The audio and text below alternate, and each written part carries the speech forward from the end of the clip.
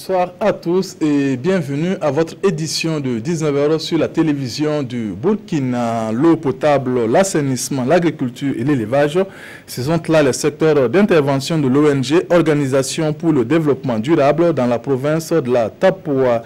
Ces différentes interventions ont permis d'améliorer le quotidien des populations de la localité de Logobou.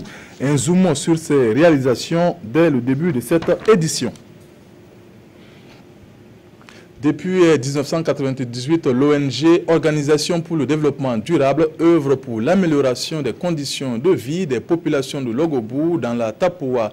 Plusieurs domaines sont concernés, l'eau potable, l'assainissement, l'agriculture ou encore l'élevage. Des actions qui ont permis d'aboutir à des résultats notables. On peut citer entre autres la réduction de la distance pour s'approvisionner en eau potable. Le constat de ces réalisations avec Aruna Kabore et Mahamadi Ouedraogo.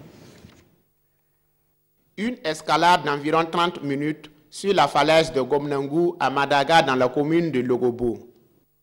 Pas une balade touristique, mais plutôt une visite sur les chantiers de développement de l'ODD, Organisation pour le développement durable en milieu rural.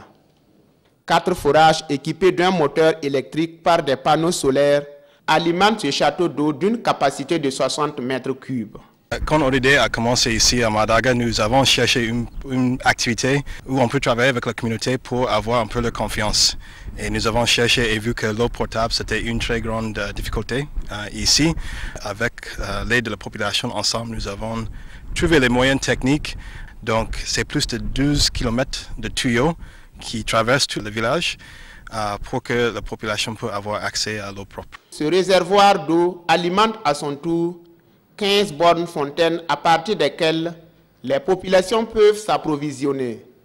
Une vingtaine de robinets sont également installés au niveau des services publics et privés de Madaga. Avant ces fontaines, les populations parcouraient de longues distances pour puiser l'eau dans les puits profonds ou l'eau de barrage. Et c'était pénible. Vraiment, ODD a allégé nos souffrances et amélioré nos conditions de vie. Que Dieu bénisse ODD. Les prochaines étapes, c'est soit aller dans les 2 villages à côté, Nampan Siga, Nampan Kore, ou maintenant commence à tirer les lignes dans les concessions. Donc les gens demandent les 2 choses. Dans le secteur agro-pastoral, ODD a également réalisé des centres de formation fonctionnelle pour les acteurs du monde rural. Les apprenants font théorie et pratique à travers ces champs d'expérimentation de nouvelles méthodes de production et ces équipements de transformation de céréales. Nous avons d'abord une matière qui est de l'agriculture spéciale que nous leur donnons ici même chargé de donner ce cours. Nous avons le cours de la communication. Il y a également la défense et restauration des sols que nous leur donnons. On a fait informatique, j'ai appris comment est-ce qu'il faut gérer un champ avec telle superficie, comment est-ce que tu vas amender le champ, comment est-ce que tu vas protéger ton champ pour empêcher les rayons solaires de détruire le champ ou bien le vent. J'ai vu aussi, on a fait les arbres, les pépinières. Ce que je compte faire, je veux faire des choses qui vont montrer à la population que l'agriculture là, elle est meilleure. ODD est une ONG américaine basée depuis 1998 à Madaga, à l'est du Burkina. Sa vision, relever les défis de développement tout en incitant la population à un changement de mentalité. Soutenir les efforts des pays à réduire les dangers liés aux pires formes de travail des enfants est l'objectif du projet CLEAR qui est à sa 2e phase. Le lancement de ce projet, soutenu par le département américain du travail et l'ONG Winrock International, a eu lieu à Ouagadougou en présence de l'ambassadeur des États-Unis au Burkina Faso. Reportage Ismaël Diloma Sirima. Dans la lutte contre les pires formes de travail des enfants, le projet CLEAR 2 vient de voir le jour. Pour lancer ses activités, le projet a réuni les responsables de structures nationales et internationales, œuvrant pour la promotion du droit des enfants.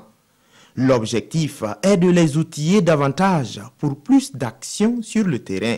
C'est un grand phénomène chez nous, y compris sur des sites miniers, vous trouvez des enfants déscolarisés qui sont là, qui passent tout le clair de leur temps dans des situations vraiment où leur avenir est vraiment hypothéqué parce que des adultes ont décidé de les utiliser pour se faire fortune au détriment de leur avenir. Et cela est extrêmement grave.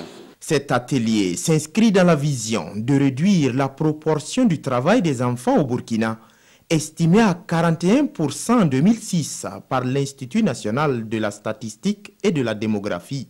Ce projet, c'est à peu près 4 milliards de francs CFA sur 4 ans en collaboration avec 6 pays. Et on va toujours essayer d'utiliser ces ressources en partenariat pour accomplir les objectifs que nous avons définis ensemble. Comment on peut y arriver? Ça va être une contribution, une élaboration avec des partenaires comme Winrock International qui sont formidables dans leur travail. Et on va essayer de trouver des solutions en soutenant nos amis, nos partenaires ici au Burkina Faso. Le projet Clear 2 sera dirigé par Winrock International, une organisation américaine présente dans 49 pays et qui intervient dans les domaines de l'agriculture, de l'énergie, de l'environnement et du développement humain durable. Quand on emprunte l'axe Ouaga-Waïguia, il n'est pas rare de rencontrer en cette période de vacances scolaires des élèves qui proposent des marchandises aux usagers de la route. Qu'est-ce qui les motive pour cette activité et surtout est-elle sans danger?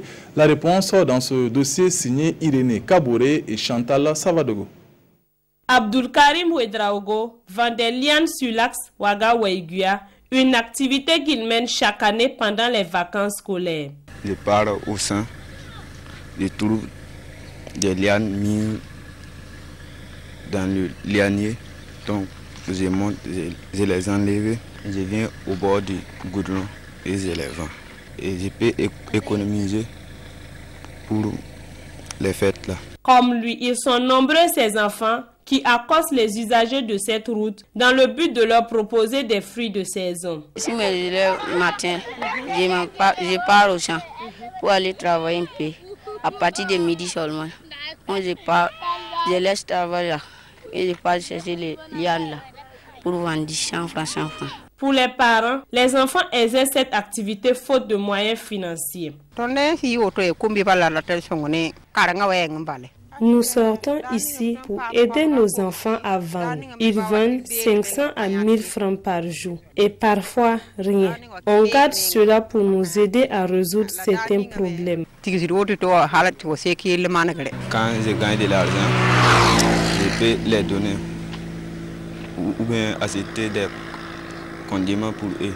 En termes de protection des droits des enfants, aucune disposition légale n'interdit ces activités saisonnières. Je ne pense pas que les différents textes-là interdisent ces travaux de vacances.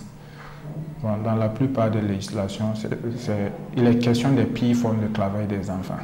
À l'endroit de ces enfants, je leur dis que les vacances ne sont pas faites pour mettre sa vie en danger.